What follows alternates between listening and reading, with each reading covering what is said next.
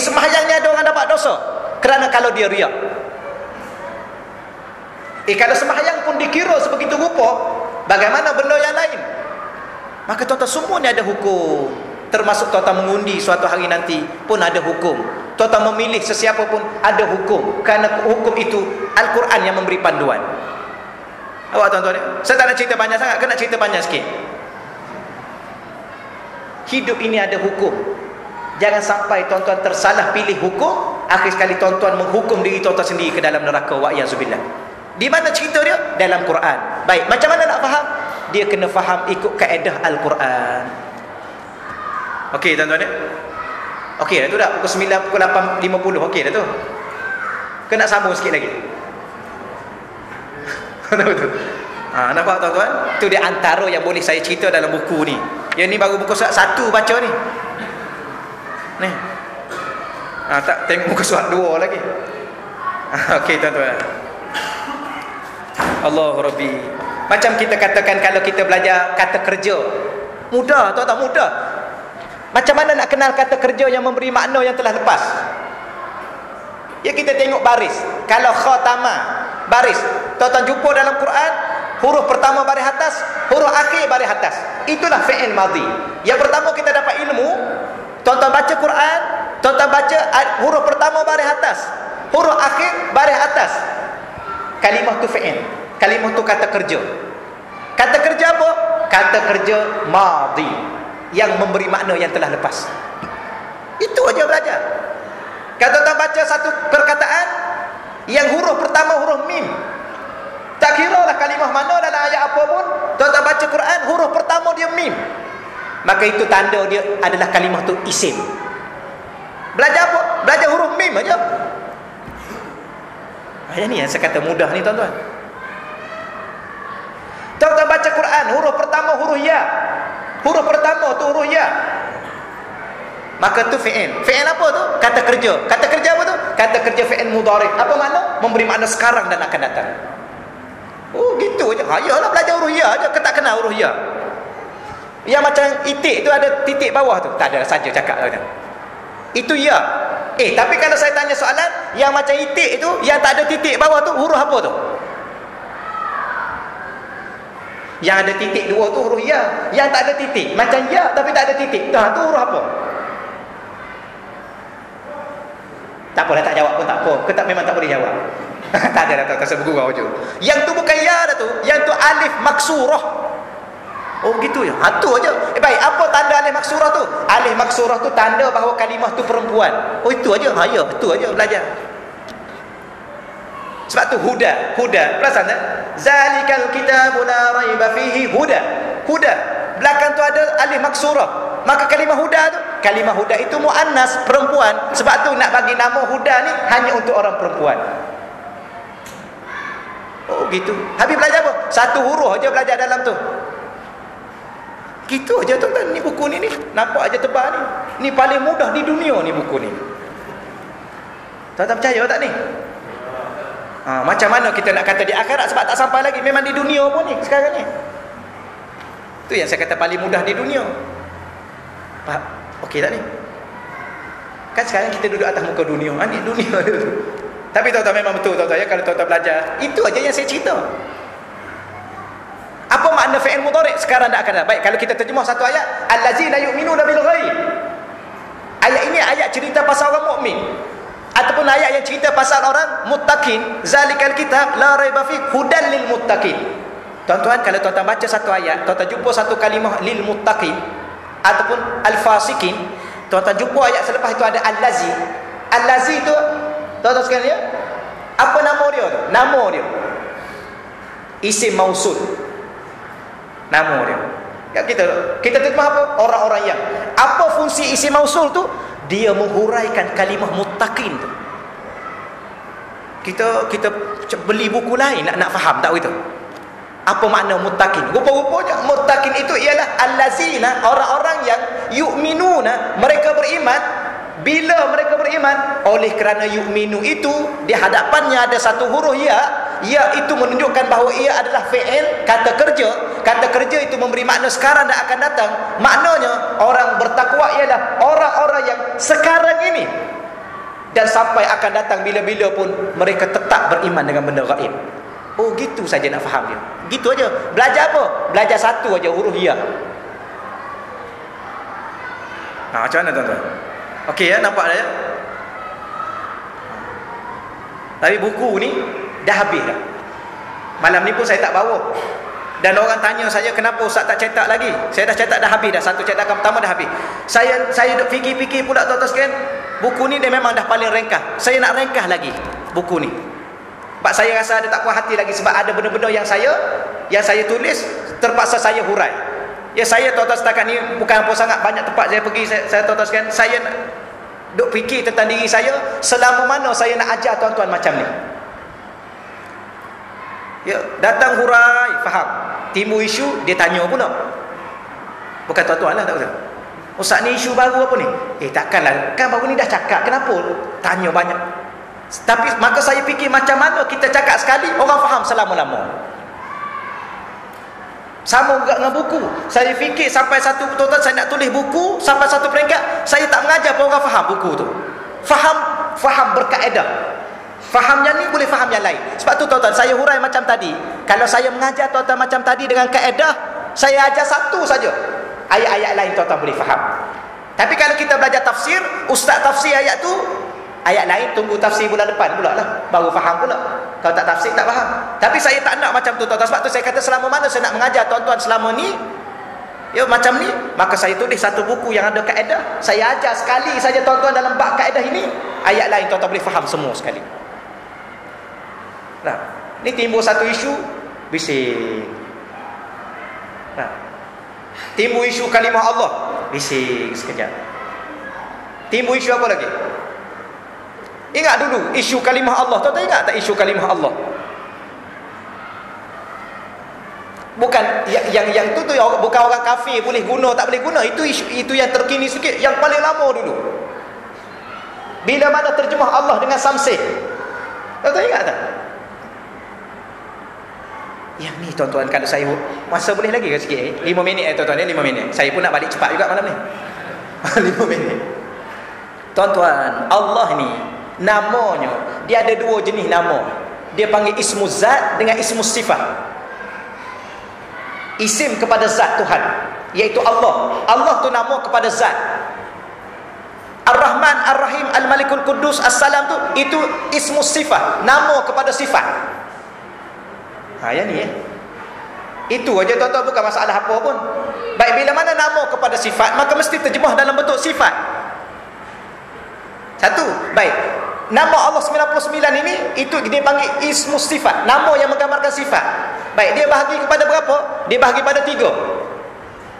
Atau kita kata kita bagi kaedah. Kemudian timbul isu yang kedua, tak ada masalah. Termasuklah isu yang terbaru, boleh tak boleh orang kafir nak guna kalimah Allah?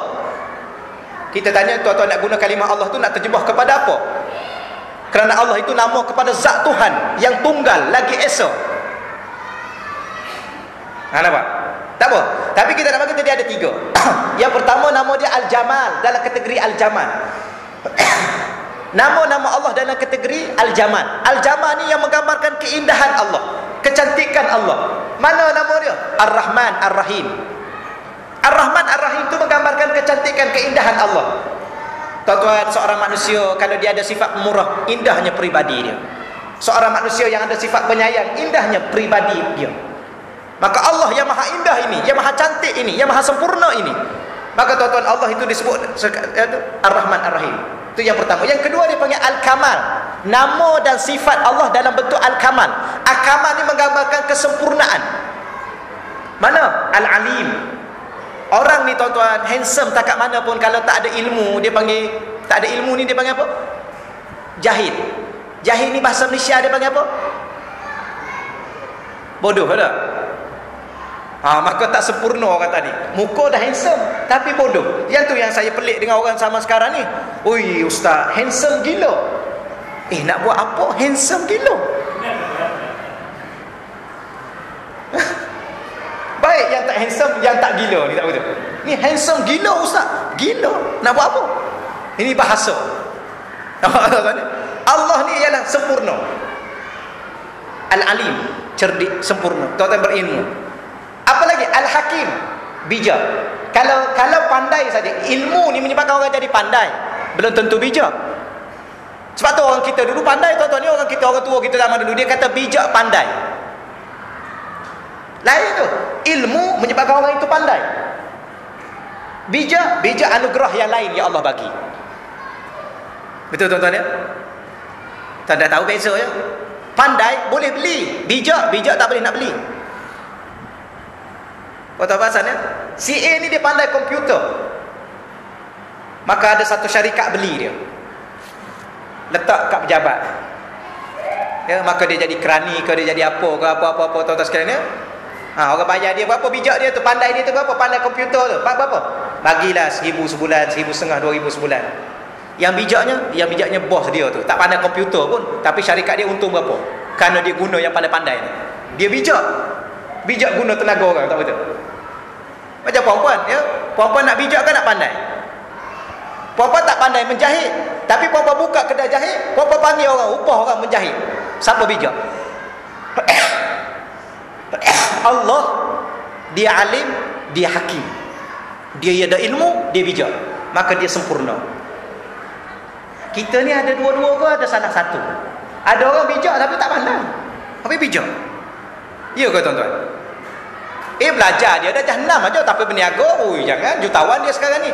Tapi ada seorang ni bagi dia, tuan dulu bahagia apa? Saya bisnes, bahagia bisnes. Bagi dia bisnes 2 hari lingkup. Tak bijak. Pandai. Nampak tuan-tuan ya? Baik, yang ketiga ni yang saya nak urainya. Yang ketiga ni nama Allah dalam kategori Al-Jalal. Al-Jalal yang menggambarkan keagungan, kehebatan Tuhan. Mana? Al-Jabbar. Ni. Al-Mutakabbir, Al-Qahhar. Yang ni.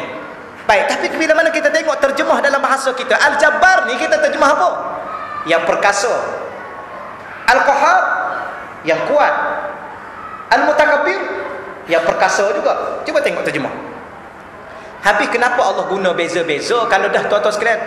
Baik, kalau kita tanya sebab tu kalau kita belajar kaedah Quran, dan dalam Quran ada Al-Mutakabbir. Nampak? Al-Qahhar, lillahi wahidil qahhar. Baik, Al-Mutakabbir ni tuan-tuan, kalau kita belajar kaedah Quran, dia asal daripada kalimah apa? Takabbur. Ya, Al-Mutakabbir ni orang yang ada sifat takabbur. Dia panggil orang tu mutakabbir. Baik, Allah nama dia Al-Mutakabbir. Kenapa Allah nama dia Al-Mutakabbir? Kerana Allah ada sifat takabbur. Kalau tidak ada sifat takabbur, dia tidak boleh diberi nama mutakabbir. Macam tuan-tuan mesti ada sifat sabar, baru boleh disebut penyabar. Tuan-tuan ada sifat murah, baru disebut pemurah. Allah nak disebut Al-Mutakabbir kerana dia ada takabbur. Apa makna takabbur? Takabbur ni sombong. Orang sombong ni apa ni? Ikut orang pukul semua, orang sombong. Itu yang ada waktu-waktu dia terima samsing. Tapi kita tanya pula, sombong dengan siapa? Allah takabbur dengan siapa? Dengan orang yang takabbur dengan dia. Siapa? Orang-orang kafir, orang-orang yang tolak Quran, orang yang hina Islam, yang hina Nabi. Ini orang-orang takabbur. Apa? Al-Jabbar. Apa makna Jabbar? Jabbar ni asal daripada kalimah Jabura. Jabura ni yang jenis paksa. Apa ni jenis paksa-paksa orang ni? Nak terjemah apa?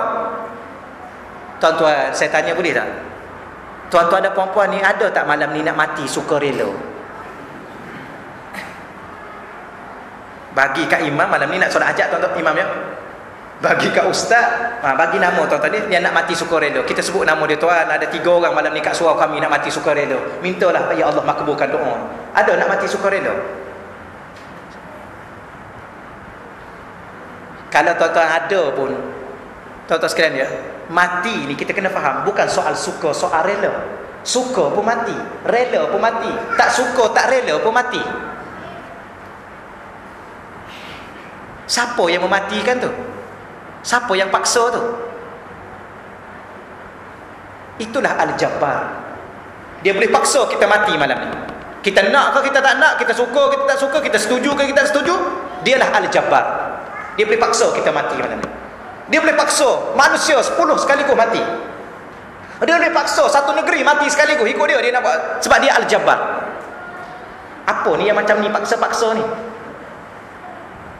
Orang tak nak pun paksa juga ni apa ni? Itu yang timbul istilah samsing tu. Kepada siapa? Kepada yang memang sepatutnya ditunjukkan.